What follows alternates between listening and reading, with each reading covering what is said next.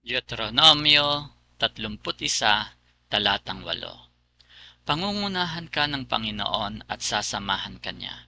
Hindi ka niya iiwan o pababayaan man, kaya huwag kang matakot ni panghinaan ng loob. Naranasan mo na bang iwan ka ng iyong kaibigan? At ang masaklap ay iwanan ka ng pamilya o di kaya'y ng iyong asawa.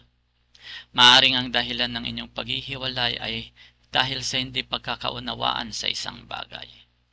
Maaring magkaiba kayo ng nais sa buhay at prinsipyong pinaniniwalaan.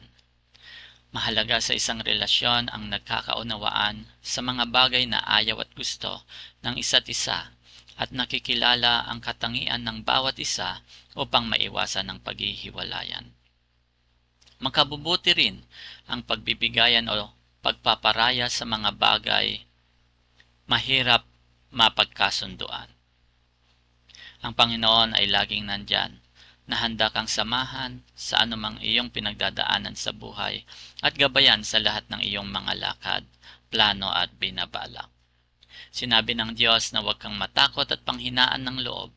Idulog natin sa Diyos ang anumang bagay sa ating buhay. Lalo tigit kung ito ay tungkol sa ating relasyon sa kapwa, kaibigan, kamag-anak at kapamilya sapagkat pinapahalagahan ng Diyos ang isang relasyon. Higit sa lahat, nais ng Diyos na magkaroon din tayo ng ugnayan at malalim na relasyon sa Kanya. Sapagkat kung tayo ay nagtitiwala at nananampalataya sa Kanya, pangako ng Diyos na hindi niya tayo iiwan o pababayaan man.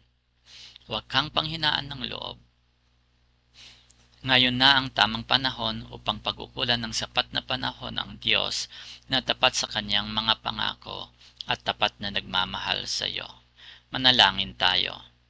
Ama, lumalapit ako sa iyo at humihingi ng tawad sa aking kakulangan ng pagtitiwala at pananampalataya sa iyo. Sa pangalan ni Jesucristo, dalangin ko Ama na samahan mo po ako at gabayan upang mapanatili ang magandang ugnayan ko sa aking kapwa, mga kaibigan, asawa at pamilya. Tulungan mo ako na lubusan kitang makilala at lumalim pa ang aking relasyon sa iyo. Sa pangalan ni Kristo Jesus na aming manunubos. Amen.